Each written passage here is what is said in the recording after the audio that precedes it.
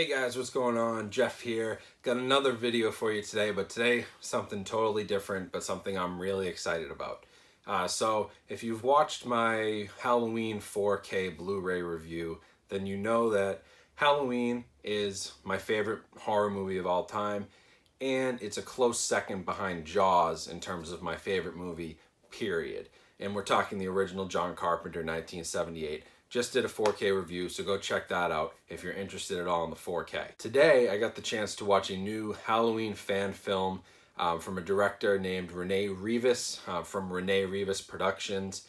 I had been following his work on Instagram for a while when I started seeing him tease this Halloween fan film probably 6 months ago now, and I've been following the progress, and he was cool enough to give me early access to the short film screener so that I can review it for you guys, let you know what I think, and really just tell you all about this fan film because you're going to want to see it. This is available on October 1st on YouTube. If you go to Rene Rivas Productions YouTube page, I'll leave a link down in the description. That's where it's going to post on October 1st, completely free. It's about 20 minutes long, really kind of fast-paced. You're gonna blow right through it, and you're gonna really be wanting more if you're anything like me. But it was awesome. A few background items about this. So Rene Rivas, he worked with the guys from Womp Stomp Films. You may know Womp Stomp Films. They did Never Hike Alone, which is the Friday the 13th fan film that went on YouTube a few months back. Did very well, is very popular, is screening all over the place. I've been in touch with those guys actually about getting a Blu-ray release for Never Hike Alone when it comes out, so I will review that at that time. But Rene got in touch with those guys. They started working on this passion project of his, and so it's really cool because Vincent DeSante, who he was the Jason, he was Jason in Never Hike Alone. He's Jason Voorhees.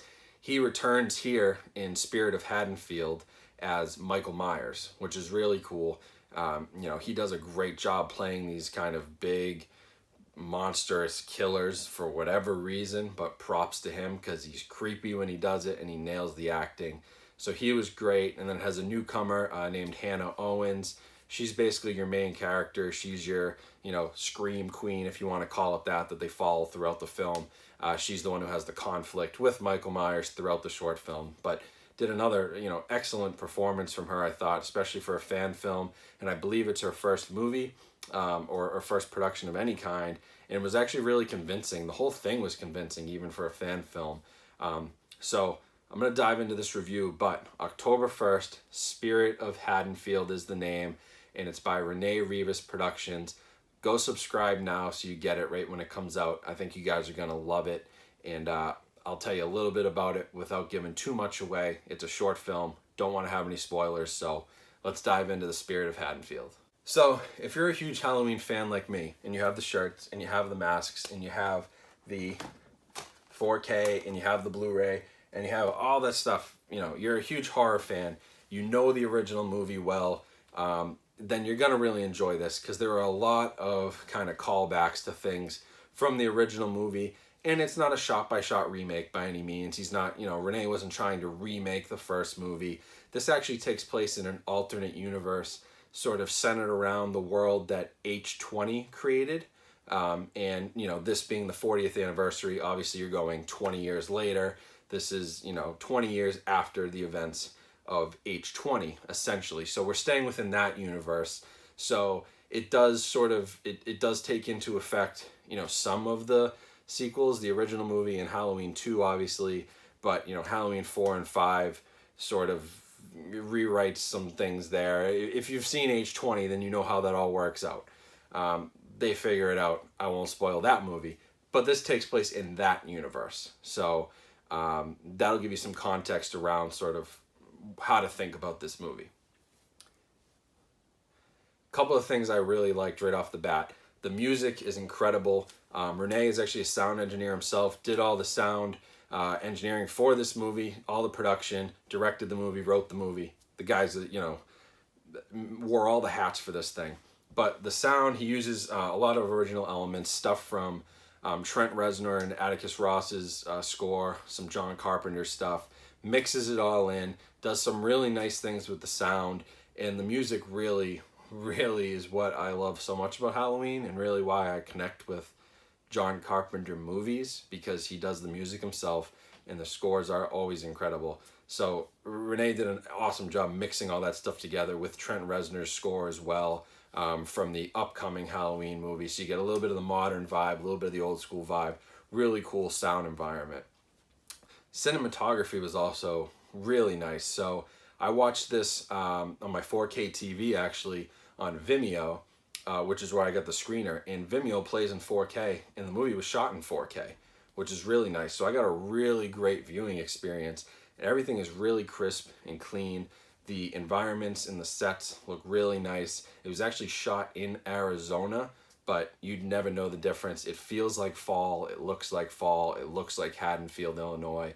It feels and looks like a Halloween movie, which is exactly what you want from a fan film.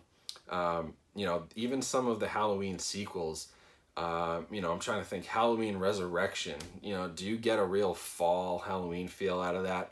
No. You don't get it from H2O either. You know, even Halloween 3 might be the best of all the sequels, maybe 4, in terms of giving you that real Halloween feel since the original 2. And this one definitely harkens back to the original. The opening credits sort of are a callback to the original opening credits, and the music and the way the scenes are shot. Very, very nice. So Renee did an awesome job directing this whole thing, putting it all together, set production, everything. Very, very well done, especially for this short, you know, self-produced, you know, he took all the money out of his own pocket to make this movie, did it all in his own time on the weekends when he had free time, and it came out really, really great. Highly recommend on October 1st. You guys got to check this thing out. It gets you so excited for that upcoming Halloween movie. So on October 1st, you're going to get this. 3 weeks later, less than 3 weeks later, you can go to the movie theaters and watch the new Halloween movie. So it's just a month full of Halloween goodness, which is exactly what I want. And, you know, everyone's killing it. I'm sure the new movie, I have high hopes for it. But if it's anything like this fan film that I just watched, then it's going to blow it out of the water, because this thing was really, really well done. Now, like I said, I'm not going to give too much away. If you're talking about basic plot points, basically you have Hannah Owens. She's walking down the street. You know, she's got her bags with her from, you know, I'm assuming from school. She's got notebooks and stuff. It harkens back very much to, you know, the first Halloween, Laurie Strode walking down the street with her books and everything. So you get that feel. And then obviously, you know, Michael Myers doesn't take long to appear. We got 15 minutes here. So he appears almost right away. And then it's your classic sort of, you know, there's some really nice chase scenes. You know, you never know where Michael Myers is coming from. There's some good jump scares mixed in. Really nice atmosphere all around. And it all wraps up in this 15-minute package. But, you know, I just was, my one complaint is only that I want more of it. And, you know, judging on the way the story went, I feel like there potentially is more. So hopefully there will be more. But it really just flies by, even though it's 20 minutes long and there's about 15 minutes when you take out, you know, opening credits and closing credits.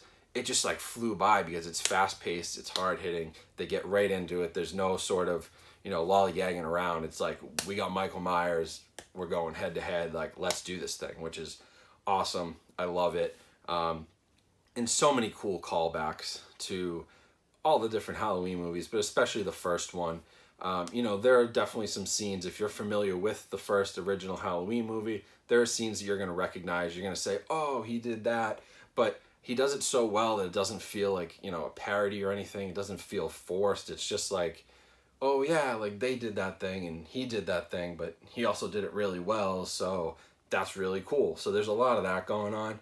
So if you're a geek like me about this series as a whole, and especially the first Halloween movie, that's truly where the movie gets, I think, its spirit, hence the name. I think a lot of that spirit comes out of the original with John Carpenter in that low-budget slasher, which turned into this, you know, worldwide phenomenon, multiple sequels, and just is one of the most classic movies of all time, period, never mind horror movies. So there's a lot of that same influence. You're working with low budget, you're working with sort of, you know, no-name actors, you know, at the time.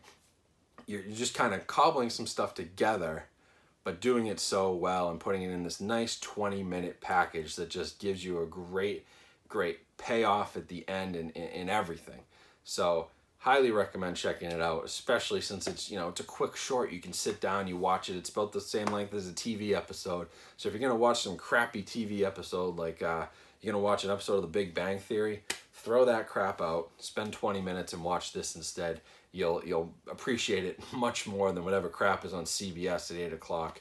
And definitely like turn the lights down, turn the music up. It's awesome. I watched it in here in my movie room, lights down, surround sound way up. The music is awesome. The whole atmosphere. It feels like a Halloween movie, which is incredible given you only have 15 minutes. And Renee only had really, 20 minutes to develop this whole environment and atmosphere, and he nailed it. So I highly recommend checking it out on October 1st. Like I said, I can't give too much away. If you give too much away, it's only this long, so then you start to unravel the whole picture. But there's some really cool stuff in there. If you're a fan, you're going to love this. If you're not a fan, then go watch the original Halloween. First of all, if you haven't yet, what are you doing? But after you watch that, watch this fan film, and then go and watch the new Halloween movie. And if you haven't seen the original in a while, you might want to revisit it. Before you watch this, I think it would be a good idea just to revisit, maybe even the entire series, just to get your bearings, because there are definitely some callbacks that if you're a true fan is going to make this film experience much cooler than if you're just a casual fan. But even the casual fans, I think, can jump into this because there isn't a lot of backstory to it.